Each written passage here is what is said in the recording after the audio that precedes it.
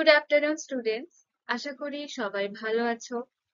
তো তোমাদের সাহিত্য সম্ভার থেকে 16 নম্বর অধ্যায়টি অর্থাৎ কথাসাহিত্যিক তারাশঙ্কর বন্দ্যোপাধ্যায়ের লেখা সন্দীপন পাঠশালার পরবর্তী বিস্তারিত আলোচনা পর্ব নিয়ে আজ আমি চলে এসেছি।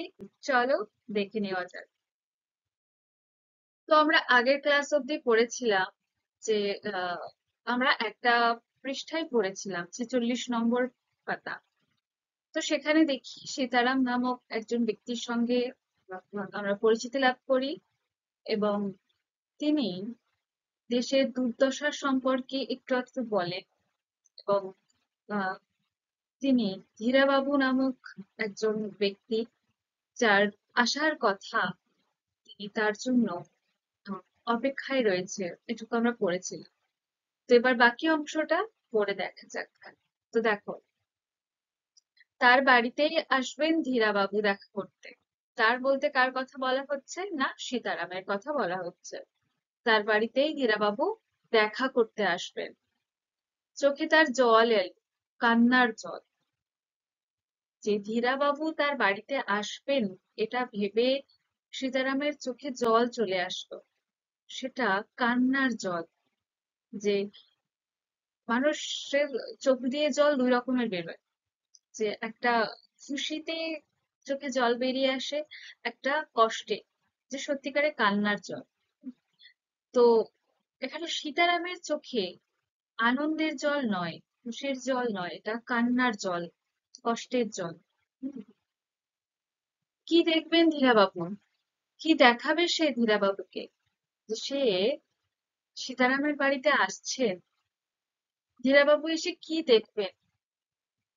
এই তো দুর্দশা হলো রত্নহাটের। তাই বলছেন যে ধীরাবাবু কি দেখবেন, সীতারাম ধীরাবাবুকে কি দেখাবেন? দেখানোর মতো কিছুই নেই। হুম। তারপর দেখো, মনোরমাহীন এই বাড়িখানা তার দেখতে ইচ্ছে হয় না। আর এইখানে তার বাড়িতে মনোরমা নেই। সেই মনোরমার মৃত্যু হয়েছে, সে অনেক দূরে চলে গেছে তাদেরকে ছেড়ে।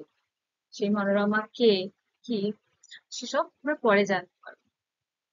তো যেহেতু সেই মনোরমা নেই এই বাড়িটাতে, যে গোটা বাড়িটাকে আগলে রাখতো, গুছিয়ে রাখতো, সেই মনোরমা বাড়িটাতে নেই। তো মনোরমাহীন এই বাড়িখানা দেখতে ইচ্ছে হয় না সীতারামের। 1935 সালের 12ই ডিসেম্বর মনোরমা মারা গিয়েছে। তো সেই মনোরমার কথা বলছেন এখানে, যে কিনা 1935 সালে 12ই ডিসেম্বর মারা গিয়েছে। বড় শোক পেয়েছিল মনোরমা। মনোরমা কিভাবে মারা গেছে না, সে খুব শোক পেয়েছিল, বড় ধরনের শোক পেয়েছিল, যেটা সহ্য করতে পারেনি। নিষ্ঠুর আঘাত, যে একটা কঠিন আঘাত তার সামনে হেনে এসেছিল, যে আঘাত সে সহ্য করতে পারে। কি সেই আঘাত? না, 1935 সালে 8ই এপ্রিল রত্না বিধবা হলো। রত্না তাদের একমাত্র কন্যা। সাধ করে অনেক খুঁজে নাম রেখেছিল রত্নাবলী। লেখাপড়া জানা ছেলে দেখে বিয়ে দিয়েছিল। পড়েছিল।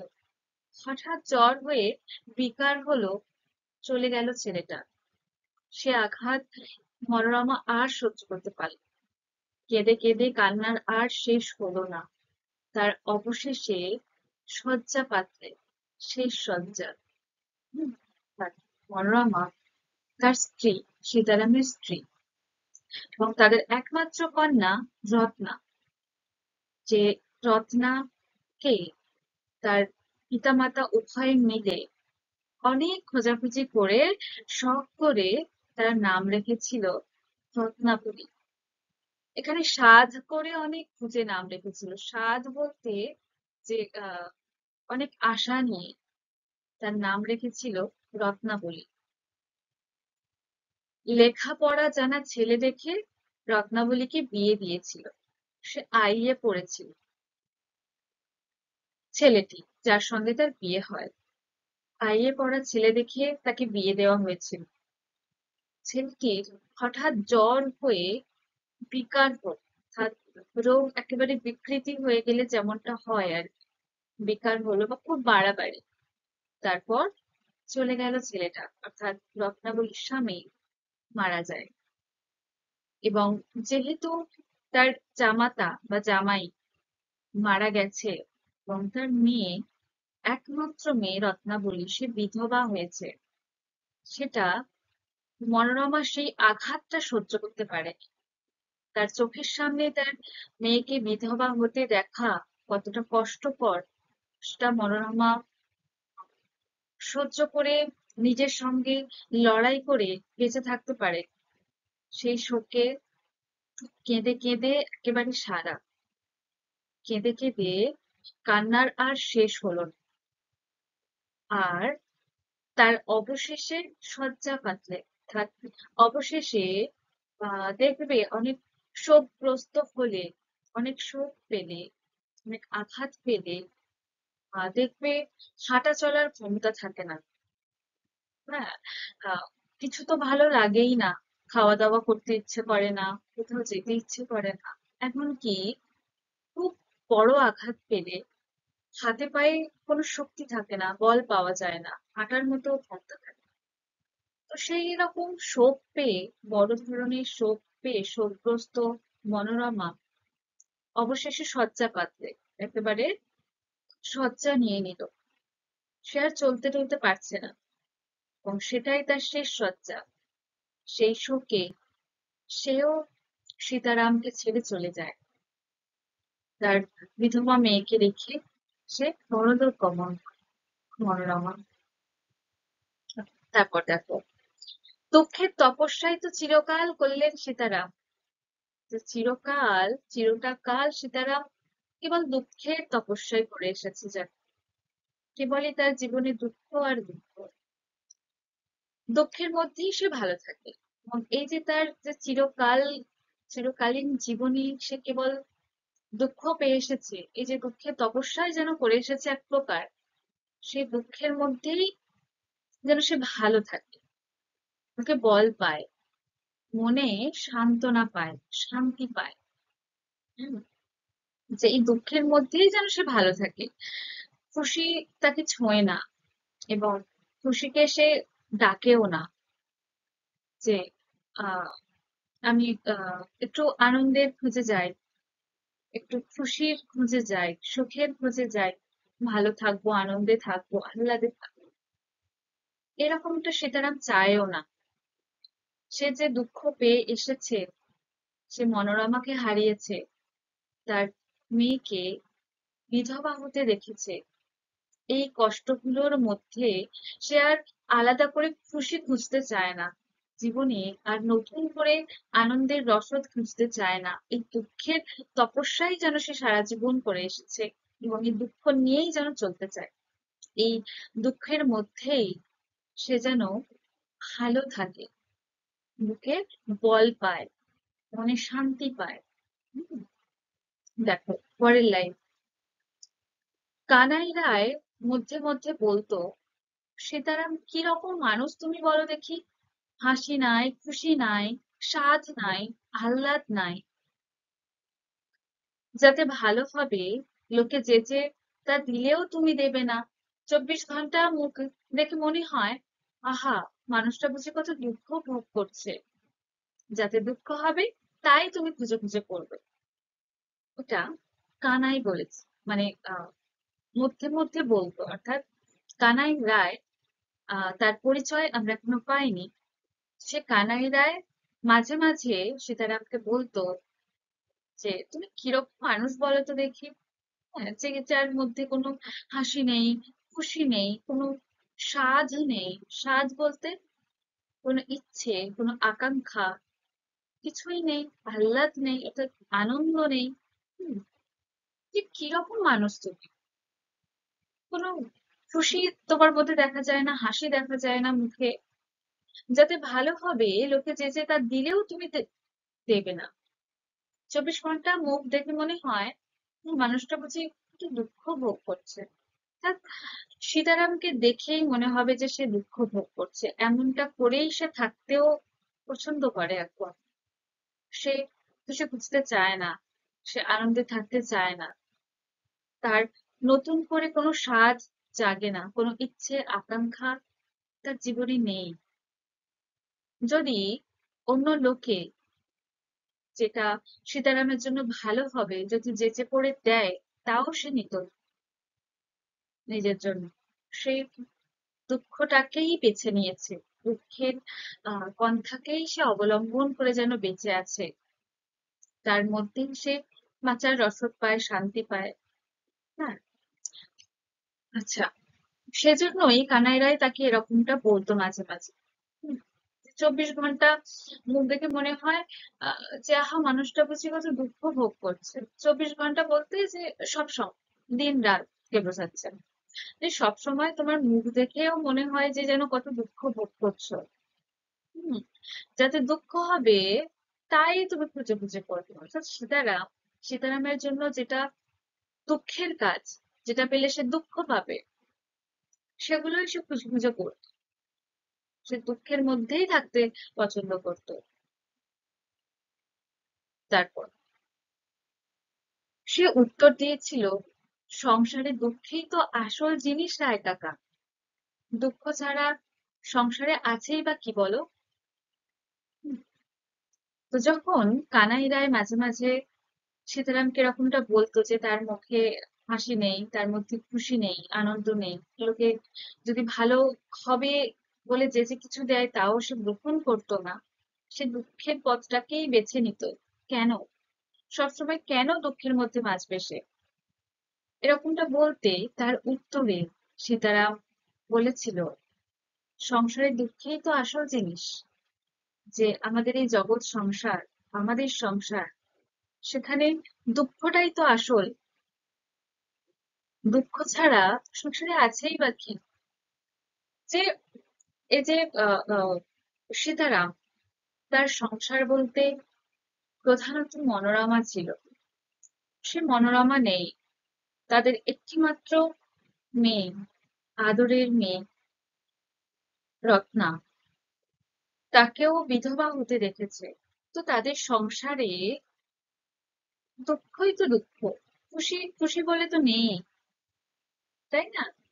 তো যে বাড়িতে নিজের স্ত্রী নেই, যে একমাত্র মেয়েকে বিধবা হতে দেখছে, তার মধ্যে নতুন করে আনন্দ উপভোগ করবে বা আনন্দের রসদ খুঁজবে, এরকমটা হয় না, এরকমটা সীতারামও চায় না। তাই সে বলছে যে দুঃখ ছাড়া সংসারে আছেই বা কি বলি। দেখো, রায় বলেছিল, অর্থাৎ কানাই রায়, কে জানে বাবা দুঃখ কাকে বলে, তা বুঝলাম না। বুঝলে না? আশ্চর্য হয়ে গিয়েছিল সীতারাম। হুম, কে জানে। হাসলাম, খেললাম, দিন ফুরিয়ে গেল। অবশ্যই নাচতে গেলে হোঁচট লাগে, বাঁচতে গেলে অসুখ করে, লোকের সঙ্গে বাস করতে গেলে ঝগড়াও হয়, সে কি আবার দুঃখ নাকি?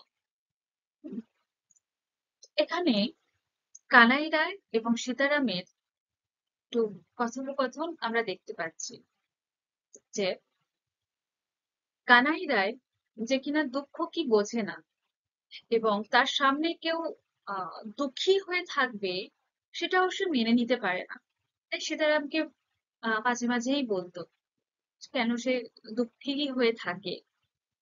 তার উত্তরে যখন সীতারাম বলেছিল যে সংসারে দুঃখ ছাড়া আর কিছু নেই, দুঃখই আসল, ওটাই সব তার কাছে।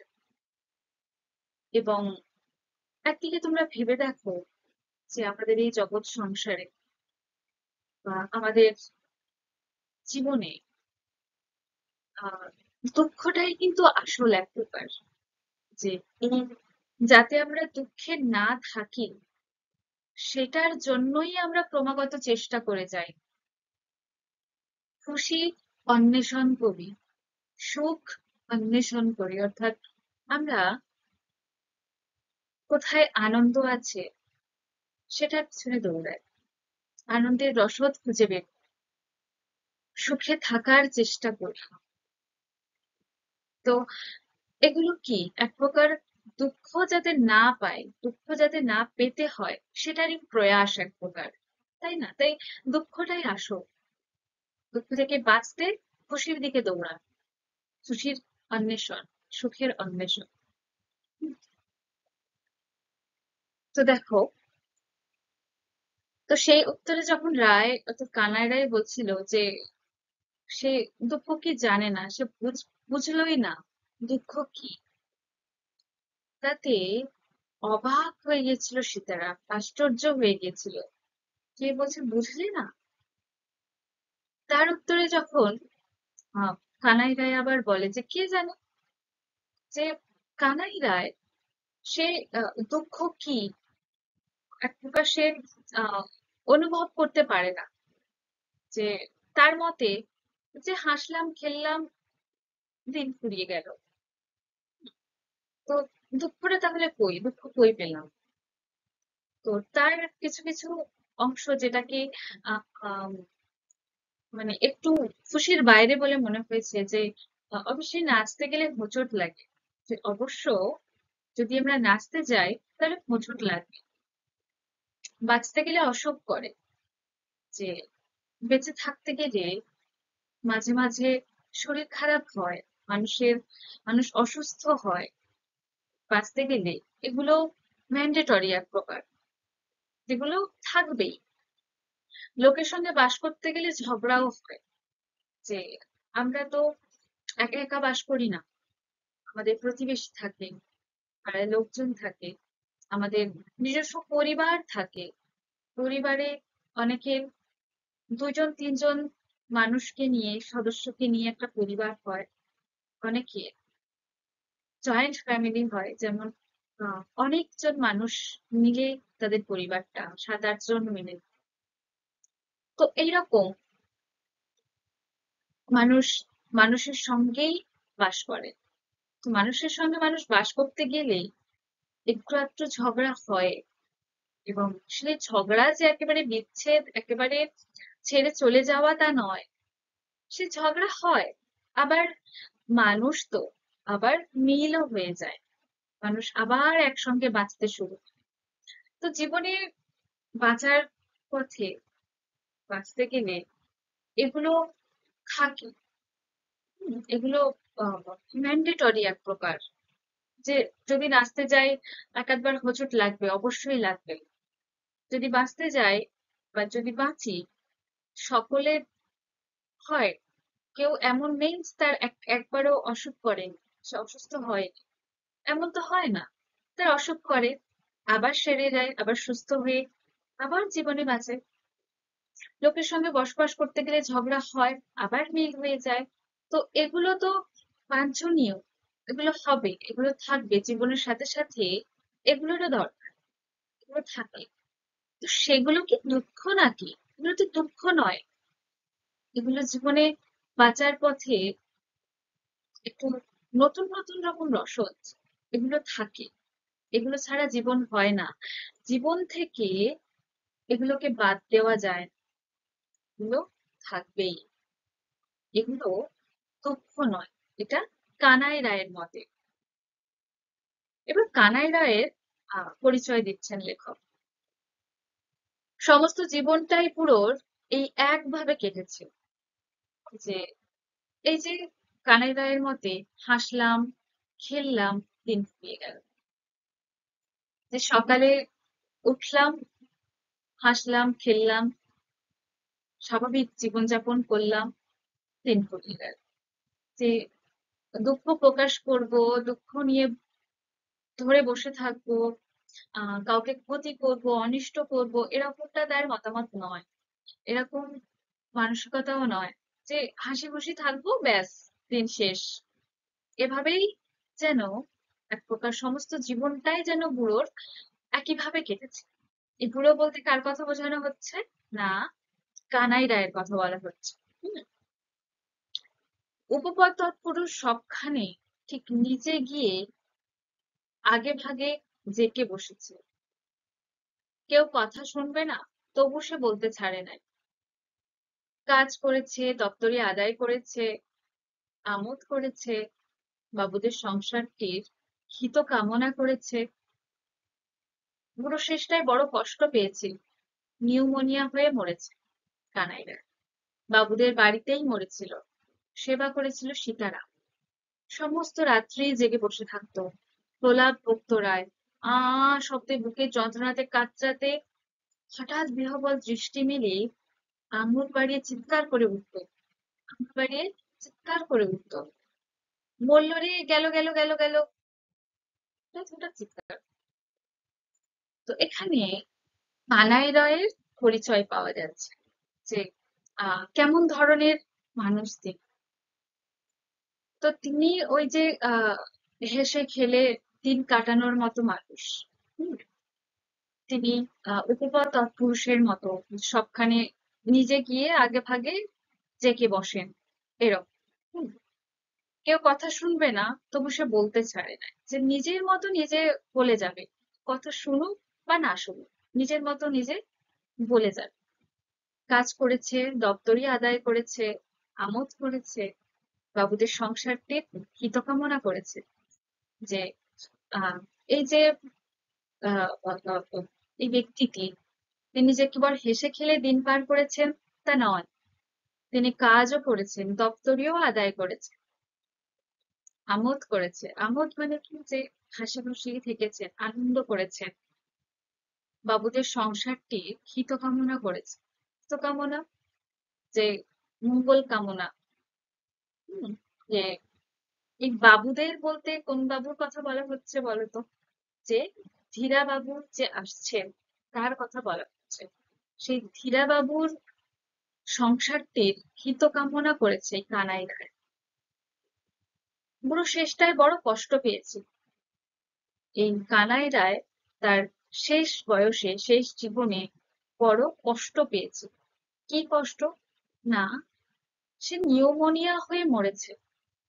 নিউমোনিয়া হয়েছিল যেহেতু, সেহেতু তাকে একটু ভুগতে হয়েছিল, রোগ ভোগ করতে হয়েছিল কানাই রায়কে। রোগের সেই কষ্ট তাকে সহ্য করতে হয়েছিল। বাবুদের বাড়িতেই মরেছিল, অর্থাৎ কানাই রায় সেই ধীরা বাবুদের বাড়িতেই মরেছিল, সেখানেই সে থাকতো, তার সংসারটাকে আগলে রাখতো, দেখতো। সেবা করেছিল সীতারাম।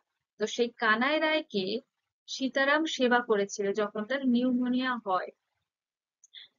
সমস্ত রাত্রি জেগে বসে থাকতো সীতারাম কানাই রায়ের পাশে, প্রলাপ বকতো। প্রলাপ, যে অর্থহীন বা অসংলগ্ন কথা, যে তার কোনো মাথা মুন্ডু নেই, ঘুমের ঘোরে কেবল বকেই চলতো, তাকে প্রলাপ বলা। তো যখন আহ সেবার জন্য যখন সীতারাম কানাই রায়ের কাছে থাকতো, তখন তার প্রলাপ ও শুনতো। কানাই রায় কি প্রলাপ বকতো? না, সে আহ মাঝে মাঝে শব্দে বুকের যন্ত্রণাতে কাতরাতে কাতরাতে হঠাৎ বিহ্বল দৃষ্টি মেলে আঙুল বাড়িয়ে চিৎকার করে উঠতো, বললো রে, গেল গেল গেল। তোমাদের বাড়িতে যদি কোনো বৃদ্ধা বা বৃদ্ধ মানুষ ছিলেন বা আছেন, বা বাড়ির পাশে, মানে তোমরা যদি দেখে থাকো এরকমটা, যে বয়সকালে বৃদ্ধ বৃদ্ধা যখন হয়ে যায়, অনেক বয়সকাল, প্রৌঢ়কাল একেবারে, আহ মৃত্যু কাছাকাছি এরকম, তো তাদের মাথার ঠিক থাকে না। হুম, তারা এরকম প্রলাপ বকতে থাকে, আন্দাজে হুট করে চিৎকার করে ওঠে, আন্দাজে হুট করে কান্না করে। তাদের আহ মাথার কোনো ঠিক থাকে না। তো এখানে কানাই রায়েরও সেরকম অবস্থা হয়েছিল তার মৃত্যুকালে। সে মুখের যন্ত্রণাতে করে কাতরাতে কাতরাতে হঠাৎ করে তার বিহ্বল দৃষ্টি মেলে, যে ক্ষীণ দৃষ্টি, ক্ষীণ দৃষ্টি মেলে হঠাৎ করে আঙুল বাড়িয়ে চিৎকার করে উঠল, যেন কি হয়ে গেল, সত্যিকারের কিছু হয়ে গেল নাকি, যে বললো রে, গেল গেল গেল। হ্যাঁ, এরকম। তো এগুলো বাস্তবে হয় না, কিন্তু তারা যেন তাদের দুনিয়াতে থাকে, কষ্টের মধ্যে তারা একেবারে পাগলের মতো অবস্থা হয়ে যায় সেরকম বৃদ্ধ মানুষদের। সেরকম কানাই রায়ও যন্ত্রণার মধ্যে থাকতে থাকতে হঠাৎ করে এরকম চিৎকার করে উঠতো, এই সব বলে। কি হলো রায় কাকা, রায় কাকা, 4 শালা বেঁচে গিয়েছে।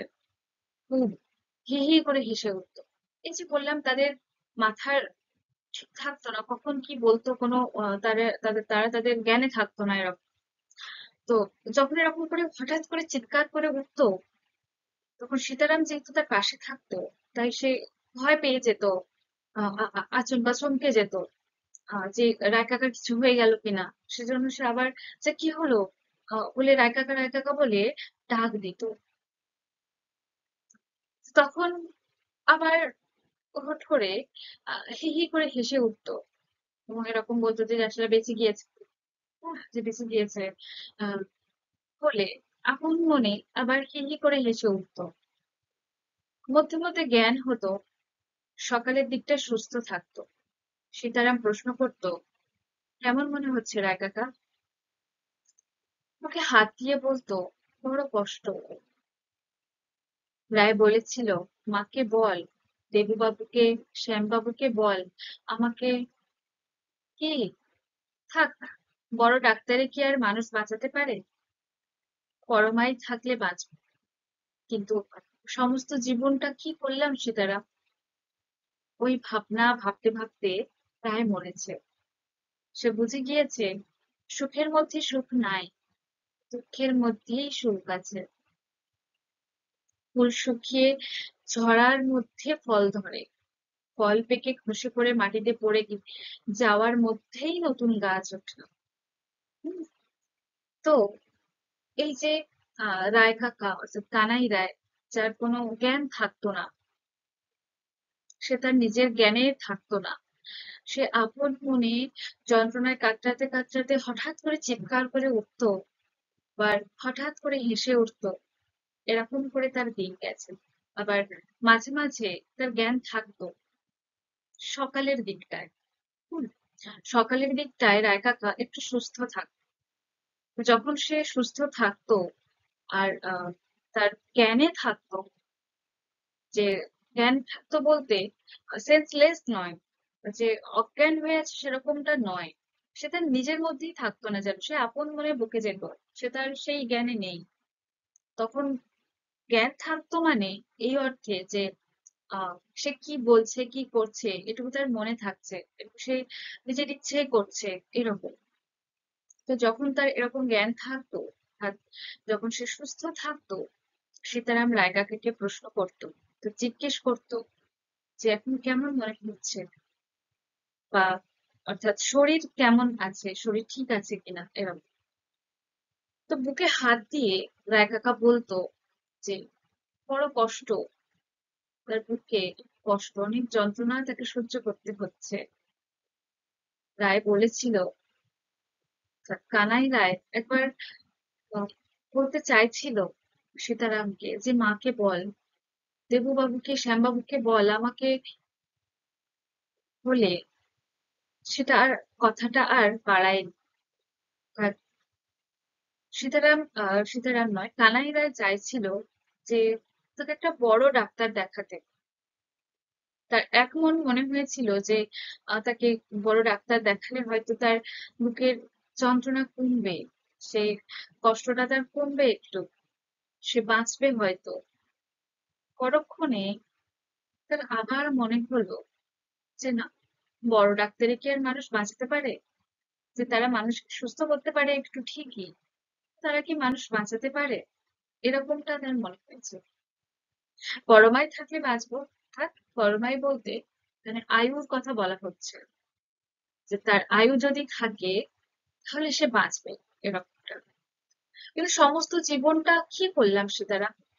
সীতারামকে এখন সে প্রশ্ন করছে, বলছে যে তার, সে যেন একটু আফসোস নিয়ে বলছে যে সারাটা জীবন কি করলাম, হেসে খেলেই কেবল দিন পার করে দিলাম। এরকমটা। ওই ভাবনা ভাবতে ভাবতে রায় মরেছে। সেই রকম ভাবনা চিন্তা করতে করতে রায় মারা গেছে। সে বুঝে গিয়েছে, সুখের মধ্যে সুখ নাই। কানাই রায় যে কিনা হাসতে খেলতে দিন পার করাতেই বিশ্বাসী ছিল, যার মতে দুঃখ বলে কিছু নেই, যেগুলো আহ একটু মাত্র দুঃখ বলে মনে হয়, সেগুলো জীবনের অংশ বলেই সে মনে করতো। হ্যাঁ, সে কেবল সুখটাকেই উপভোগ করার চেষ্টা করত, দুঃখটাকে সে প্রশ্রয় দিত না। হুম, সেই মানুষটাই শেষে বুঝে গিয়েছিল এটা, যে সুখের মধ্যে সুখ নাই, দুঃখের মধ্যেই সুখ আছে। দেখো, তোমরা যদি কেবল সুখেই আছো সুখেই আছো, সেটা হয় একঘেয়ে হয়ে যাচ্ছে। তুমি অনেক দুঃখে কষ্টে আছো, সেখান থেকে একটু সুখ পেলে সেটার একটা আলাদাই আনন্দ, আলাদাই শান্তি প্রদান। কিন্তু কেবলমাত্র সুখে আছো সুখে আছো, সেখান থেকে আলাদা করে সুখ জিনিসটা কি সেটা বুঝতে পারবে না। দুঃখ কষ্টে থাকতে থাকতে সুখী হলে মানুষ, তখন সুখটা আসলে কি মানুষ বুঝতে পারে। মানুষ শান্তি করে উপভোগ করতে পারে, অনুভব করতে পারে। এবং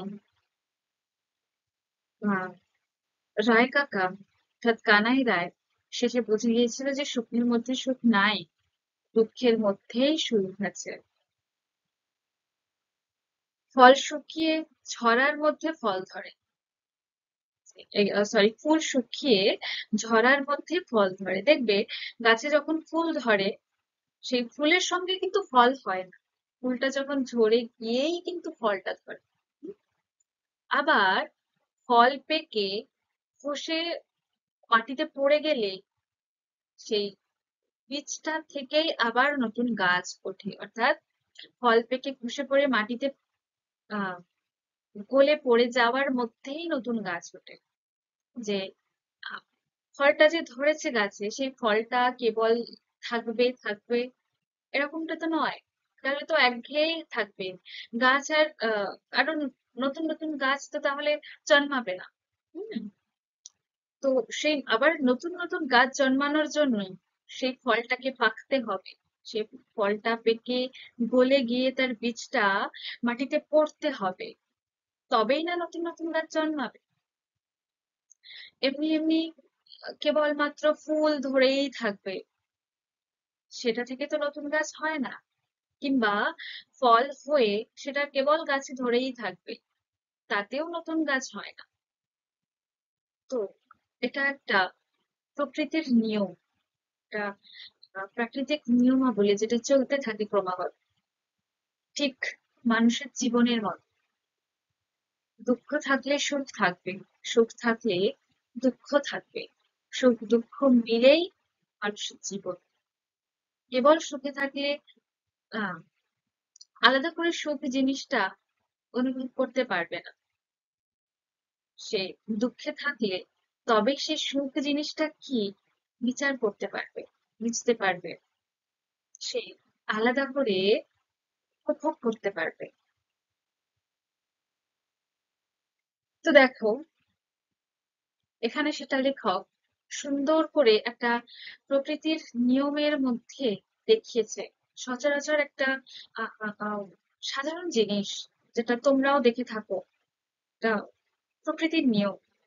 ফুল হয়, সেই ফুল শুকিয়ে গেলে ফল ধরে, সেই ফল বড় হয়ে পাকলে, পেকে গলে গিয়ে মাটিতে পড়লেই সেই বীজ থেকে আবার নতুন গাছ হয়। এরকমটা ভাবেই ক্রমাগত চলতে থাকে। ঠিক মানুষের জীবনের সুখ দুঃখের মতো, সেটাই লেখক এখানে বোঝাতে চেয়েছে, এবং সীতারাম সেটাই তার নোট বইয়ে দেখানোর চেষ্টা করছে।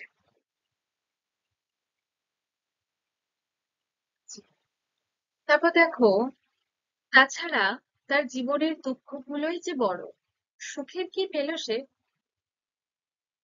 দেখো, তাছাড়া তার জীবনের দুঃখগুলোই যে বড়, যে সীতারামের তার নিজের কথা বলছে, তার জীবনে তার দুঃখগুলোই কেবল বড়। সে সুখের কি পেলে, কতদিন পেলে? সে তো কেবল দুঃখই পেয়ে গেছে। তার স্ত্রী মনোরমাকে হারাতে হয়েছে, তার মেয়েকে, একমাত্র মেয়েকে বিধবা হতে দেখেছে, এবং তাছাড়াও তার জীবনে অনেক দুঃখ কষ্ট তাকে সহ্য করতে হয়েছে। তাই তার জীবনের দুঃখগুলোই বড়, সেগুলোকেই সে বড় করে দেখছে। সুখের সে কি পেলে? কিছুই পায়। যা পেয়েছে দুঃখকে সহ্য করেই সে পেয়েছে। যা পেয়েছে সে দুঃখকে সহ্য করেই পেয়েছে। একটা দীর্ঘশ্বাস ফেললে সে তারা প্রথম জীবনে দুঃখকে সহ্য শক্তি দিয়ে সে জয় করে সুখ পেয়েছিল। শেষ বয়সের কটা দুঃখ তার অসহ্য হয়ে উঠেছে, যাদের সে আজও পর্যন্ত পড়ালে সংখ্যায় তারা 500-র কম নয়, কিন্তু 5জনও তাদের মধ্যে মানুষের মতো মানুষ হয় না। তো দেখো, সীতারাম সে জীবনে কেবল দুঃখ পেয়ে গেছে, এবং বড় বড় দুঃখ তাকে আহ তাকে পেতে হয়েছে, সহ্য করতে হয়েছে, এবং সে তার জীবনে যতটুকু সুখ পেয়েছে সেগুলো সে দুঃখকে সহ্য করেই সে সুখগুলো পেয়েছে। লিখতে লিখতে একটা দীর্ঘশ্বাস ফেললো সীতারাম। তার দুঃখের যেন একটা হাহাকার ফুটে উঠছে তার এই দীর্ঘশ্বাসের মধ্যে দিয়ে। প্রথম জীবনে দুঃখকে সহ্য শক্তি দিয়ে সে জয় করে সুখ পেয়েছে। তার প্রথম জীবনের কথা বলছে সে, তারা যে প্রথম জীবনে সে যে সুখ পেয়েছিল সেটা সেই দুঃখকে, তার নিজের যে সহ্য শক্তি, সেই সহ্য শক্তি দিয়ে সেই দুঃখকে জয় করে সুখ পেয়েছিল। নিজের সাথে লড়ে, পরিস্থিতির সাথে লড়ে, তার সে সহ্য করে, ধৈর্য ধরে, দুঃখকে অতিক্রম করে সে খানিক সুখ পেয়েছিল। শেষ বয়সের কটা দুঃখ তার অসহ্য হয়ে উঠেছে। শেষ বয়সে যে দুঃখগুলো সে পেয়েছে সেগুলি তার জীবনকে একেবারে অসহ্য করে তুলেছে, অসহনীয়। যাদের সে আজও পর্যন্ত পড়ালে সংখ্যায় তারা 500-রও কম নয়। অর্থাৎ সীতারাম সে আজ পর্যন্ত যাদেরকে পড়িয়েছে 500-রও কম ছাত্রছাত্রীকে সে পড়ায়নি, কিন্তু সেই 500-র মধ্যে 5জনও মানুষের মতো মানুষ হয় না। অর্থাৎ সে পড়ালে এতদিন সে আজ পর্যন্ত সে 500-রও বেশি ছাত্রছাত্রীকে পড়িয়েছে, কিন্তু এই 500-র মধ্যে 5জনও মানুষের মতো মানুষ হয়। এবং কে সে ভালোভাবে মানুষ করতে পারে, সে এটা যেন সীতারামের এক প্রকার ব্যর্থতা, এবং সেই ব্যর্থতায় তার দুঃখে পরিণত হয়েছে, একটা কষ্টে পরিণত হয়েছে, তার জীবনের সঙ্গে থেকেই গেছে। হুম। আচ্ছা, আজকে এটুকু থাক। আবার এই গল্পের পরবর্তী অংশগুলি নিয়ে আবার পরের ক্লাসে বিস্তারিতভাবে আলোচনা করা হবে। কেমন? তো ভালো থেকো তোমরা। দেখা হচ্ছে পরের ক্লাসে এই গল্পের পরবর্তী বিস্তারিত আলোচনা পর্ব নিয়ে। ধন্যবাদ।